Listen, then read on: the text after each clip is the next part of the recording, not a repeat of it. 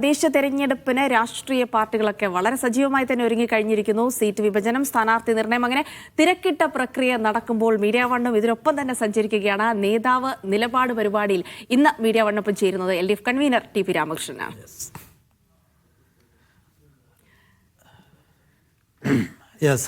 LDF convener Shri T P രാമകൃഷ്ണനോടൊപ്പം സ്വാഗതം. Shri T P.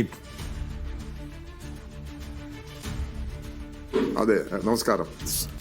Shri T P Ramakrishnan, എത്ര കണ്ട് ഈ തദ്ദേശ തെരഞ്ഞെടുപ്പ് എല്ലാ മുന്നണികൾക്കും, പ്രത്യേകിച്ച് LDFനും UDFനും ക്രൂഷ്യലാണ് എന്നത് പ്രത്യേകം വിശദീകരിക്കേണ്ട ഒരു സംഗതിയല്ല.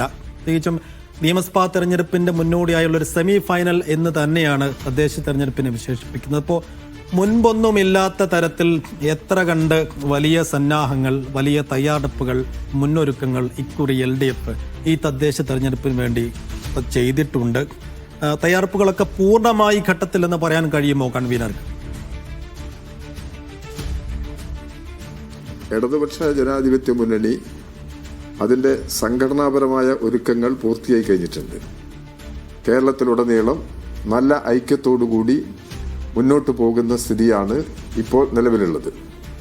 ചില സീറ്റിന്റെ കാര്യത്തിലൊക്കെ പ്രാദേശികമായ ചില അഭിപ്രായങ്ങളൊക്കെ ഉണ്ടെങ്കിലും അതെല്ലാം അതിവേഗം സംസാരിച്ച് പരിഹരിക്കുമെന്ന കാര്യത്തിൽ യാതൊരു സംശയവുമില്ല. പറയത്തക്ക തർക്കങ്ങളോ പ്രശ്നങ്ങളോ ഒന്നും ഇടതുപക്ഷ ജനാധിപത്യ മുന്നണിയിലില്ല. ഇടതുപക്ഷ ജനാധിപത്യ മുന്നണി നല്ല യോജിപ്പോടുകൂടി തെരഞ്ഞെടുപ്പിനെ അഭിമുഖീകരിക്കുക എന്ന നിലപാട് തന്നെയാണ് സ്വീകരിക്കുന്നത്. കഴിഞ്ഞ ഏകദേശം 10 വർഷമായി കേരളത്തിൽ ഇടതുപക്ഷ ജനാധിപത്യ മുന്നണി ഗവൺമെന്റ് അതിന്റെ ഭരണ നടപടികൾ പൂർത്തീകരിക്കുന്ന ഒരു സന്ദർഭമാണിത്. 10ാമത്തെ വർഷമാണിത്. 9 വർഷം പൂർത്തിയായി കഴിഞ്ഞു. ഈ കാലയളവിൽ കേരളത്തിൽ നടത്തിയിട്ടുള്ള സമാനതകളില്ലാത്ത വികസന പ്രവർത്തനങ്ങളുണ്ട്. കേരളം മുമ്പ് UDF പല ഘട്ടങ്ങളിലും ഭരിച്ചിട്ടുണ്ട്. അതിൽ നിന്നെല്ലാം തികച്ചും വ്യത്യസ്തമായ ഒരു നിലപാട് കേരളത്തിലെ ഇടതുപക്ഷ ജനാധിപത്യ മുന്നണി ഗവൺമെന്റ് സാധാരണ ജനങ്ങളുടെ ജീവിത പ്രശ്നങ്ങളിൽ സ്വീകരിച്ചു എന്നുള്ളതാണ് നമ്മുടെ അനുഭവം.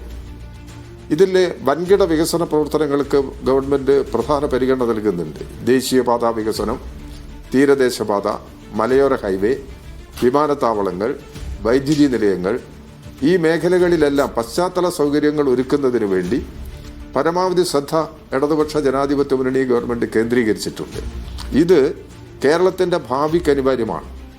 ഇവിടെ വൻകിട വികസന പ്രവർത്തനങ്ങൾ മെച്ചപ്പെടണമെന്നുണ്ടെങ്കിൽ നിക്ഷേപങ്ങൾ സ്വീകരിക്കണം. ഇപ്പം നിക്ഷേപങ്ങൾ സ്വീകരിക്കുക, വൻകിട വികസന പ്രവർത്തനങ്ങളിലേക്ക് പോവുക, വൻകിട വ്യവസായങ്ങളിലേക്ക് പോവുക, ഇങ്ങനെ ഒരു സാഹചര്യം കേരളത്തിൻ്റെ മുമ്പിൽ സൃഷ്ടിച്ചാൽ കേരളത്തിലെ തൊഴിലില്ലാത്ത യുവാക്കളെ സംബന്ധിച്ച് തൊഴിലില്ലായ്മയ്ക്ക് വലിയ തോതിൽ പരിഹാരമുണ്ടാക്കാൻ കഴിയും. പൂർണ്ണതയിലെത്തില്ലെങ്കിലും വലിയ തോതിൽ പരിഹാരമുണ്ടാക്കാൻ കഴിയും എന്ന് തന്നെയാണ് ഇടതുപക്ഷ ജനാധിപത്യ മുന്നണി വിശ്വസിക്കുന്നത്. ജനക്ഷേമ നടപടികളിലും അഭൂതപൂർവമായ മുന്നേറ്റം കേരളത്തിൽ സൃഷ്ടിച്ചിട്ടുണ്ട്. പെൻഷൻ 1600 എന്നുള്ളത് 2000-ലേക്ക് ഉയർത്തി. അംഗൻവാടി ജീവനക്കാരുടെയും ആശാവർക്കർമാരുടെയും ഓണറേറിയം 1000 രൂപ വർദ്ധിപ്പിച്ചു. സ്ത്രീകൾക്ക് പ്രത്യേകമായ ചില സഹായ പദ്ധതികൾ പ്രഖ്യാപിച്ചിട്ടുണ്ട്. തൊഴിലിനു വേണ്ടി പരിശ്രമിക്കുന്ന യുവാക്കൾക്ക് സാമ്പത്തിക സഹായം നൽകുന്നുണ്ട്. ഇങ്ങനെ എല്ലാ വിഭാഗങ്ങളെയും, ജീവിതത്തിന്റെ നാനാ മേഖലകളെ ഉള്ള ജനവിഭാഗങ്ങളെ ചേർത്ത് നിർത്തിക്കൊണ്ടുള്ള വികസനക്ഷേമ പ്രവർത്തനങ്ങളാണ് ഇടതുപക്ഷ ജനാധിപത്യ മുന്നണി ഗവൺമെന്റ് തുടരുന്നത്. ഇത് ജനങ്ങളുടെ ജീവിതത്തിന്റെ മുന്നിലുള്ള അനുഭവമാണ്.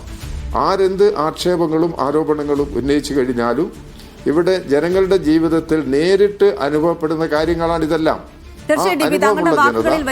ഇടതുപക്ഷ ജനാധിപത്യ മുന്നണി ഒരു തവണ കൂടി നേരിടാനൊരുങ്ങുമ്പോൾ ഏറ്റവും പ്രധാനമായിട്ടുള്ളത് താങ്കൾ ഇപ്പോൾ പറഞ്ഞു, പ്രാദേശിക വിഷയങ്ങളൊക്കെ തദ്ദേശ തെരഞ്ഞെടുപ്പിൽ വലിയ ചർച്ചയാകുമെങ്കിലും അവിടെ ഇപ്പോഴത്തെ സർക്കാർ, താങ്കൾ എടുത്തു പറഞ്ഞ ഭരണ നേട്ടങ്ങളടക്കം വലിയ ചർച്ചയാകുമെന്ന് ഉറപ്പാണ്. അങ്ങനെയാണെങ്കിൽ ഇത് 2026 വരുന്ന നിയമസഭാ തെരഞ്ഞെടുപ്പിൽ ഒരു സെമി ഫൈനലായി കാണുന്നുണ്ടോ?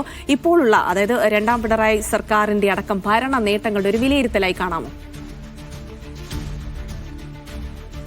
അല്ല, ഇവിടെ ഇപ്പം 2 ടേം ഇടതുപക്ഷ ജനാധിപത്യ മുന്നണി ഗവൺമെന്റ് പൂർത്തിയാക്കുകയാണല്ലോ. 3ാം തവണയും ഇടതുപക്ഷ ജനാധിപത്യ മുന്നണി ഗവൺമെന്റ് അധികാരത്തിൽ വരും എന്നുള്ളത് ഉറപ്പാണ്. അത് ജനങ്ങളുടെ ജീവിതാനുഭവങ്ങളുടെ അടിസ്ഥാനത്തിൽ പരിശോധിച്ചു കഴിഞ്ഞാൽ നമുക്കത് മനസ്സിലാക്കാൻ കഴിയും. ഇടതുപക്ഷ ജനാധിപത്യ മുന്നണി ഗവൺമെന്റിന്റെ ഈ അംഗീകാരം ഇപ്പോൾ നടക്കുന്ന തദ്ദേശഭരണ സ്ഥാപനങ്ങളിലേക്കുള്ള തെരഞ്ഞെടുപ്പ്. തദ്ദേശഭരണ സ്ഥാപനങ്ങൾ എന്ന് പറയുന്നത് പ്രാദേശിക ഗവൺമെന്റാണ്. ആ സ്ഥാപനത്തിലേക്ക് നടക്കുന്ന തെരഞ്ഞെടുപ്പിൽ ഗവൺമെന്റ് നടപടികൾ സ്വാധീനിക്കും എന്നുള്ള കാര്യത്തിൽ സംശയമില്ല.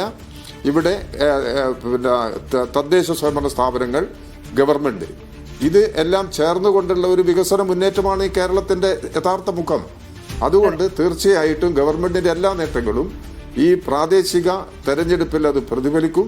തീർച്ചയായും വരാൻ പോകുന്ന അസംബ്ലി തെരഞ്ഞെടുപ്പിൽ വരെ സ്വാധീനം ചെലുത്താവുന്ന ഒരു തെരഞ്ഞെടുപ്പ് ഫലം തന്നെയാണ് ഇവിടെ പ്രതീക്ഷിക്കുന്നത്.